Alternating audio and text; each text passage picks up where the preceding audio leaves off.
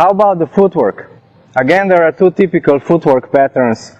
One is the closed stance and one is the open stance footwork pattern. The closed stance means that your legs are aligned one behind another, and the open stance would mean that they are in a parallel way. And in case of a one-handed backhand, it's much more comfortable to play a closed stance. And in case of a two-handed backhand, again, try and play a closed stance more. But you can experiment a little more with open stance backhand, because it comes really handy when you go for a wide ball, and then you can quickly recover. So see if you can become aware of both footwork patterns. You can also try an occasional open stance one-handed backhand just for experiment, because you will need it later when you play a little more advanced tennis. But for now, just play mostly closed stance. And again, one more thing, don't force yourself into any of these footwork patterns. Just play and become aware how you stand and how you position yourself. And that way you will get a good feel for later when this becomes automatic.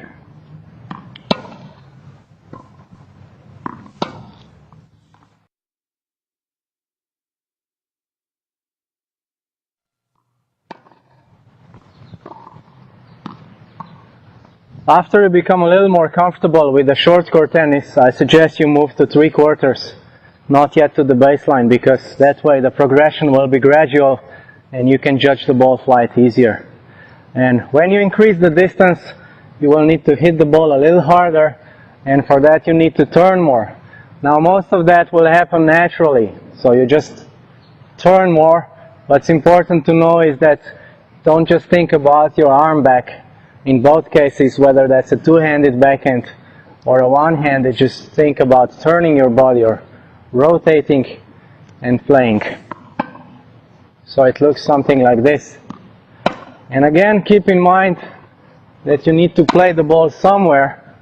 It's not about technique, it's about playing the ball somewhere. So your target should be around the service line on the other side.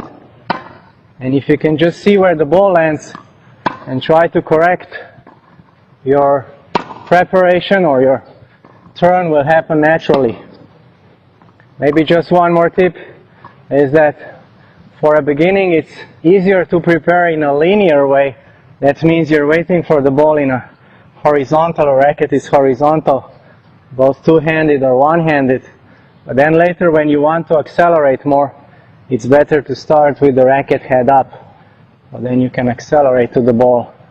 And also when you learn topspin. So start like this. But you can start experimenting even now, see if you can find the timing for the ball. And see how that feels with the racket head up, or maybe just the linear way.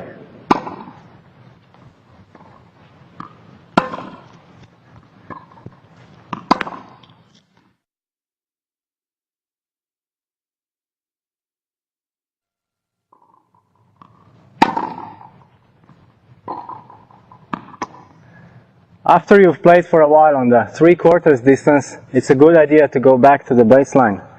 And there again, we want to have a target. So I put a bunch of cones there and I'm trying to hit them.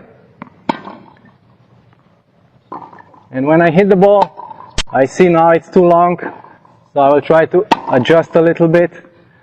Now I see it's a little too much to the left. And 10 points. Okay, but that's the basic idea.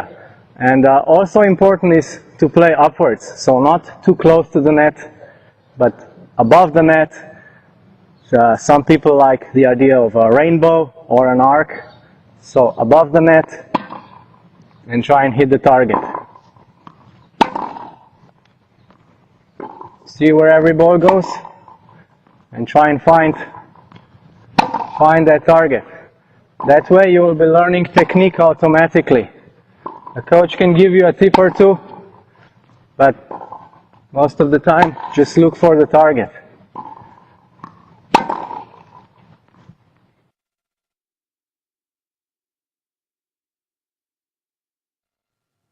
Hi and welcome to the serve lesson for tennis beginners.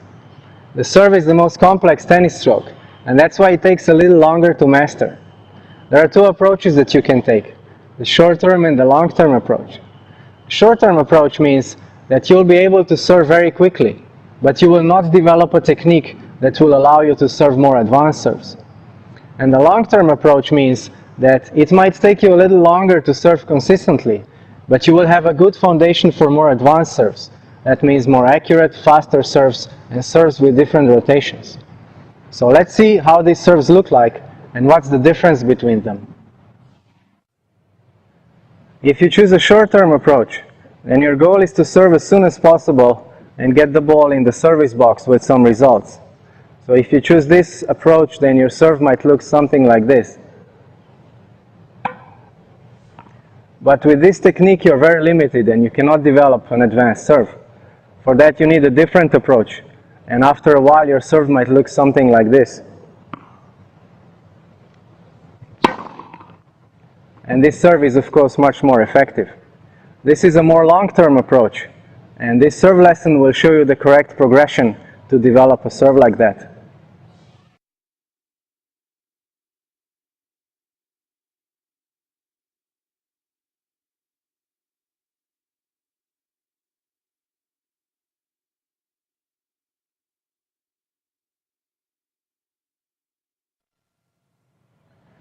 One of the most important things to know about the serve is that the serve is actually a throwing motion.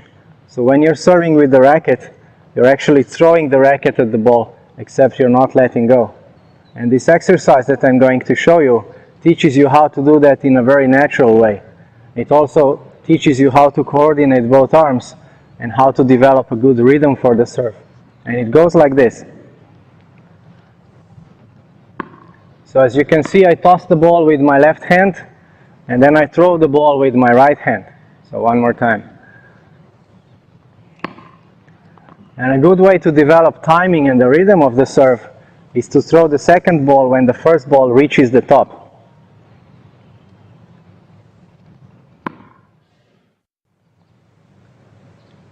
There's one more exercise I suggest you do before you even hit the first ball.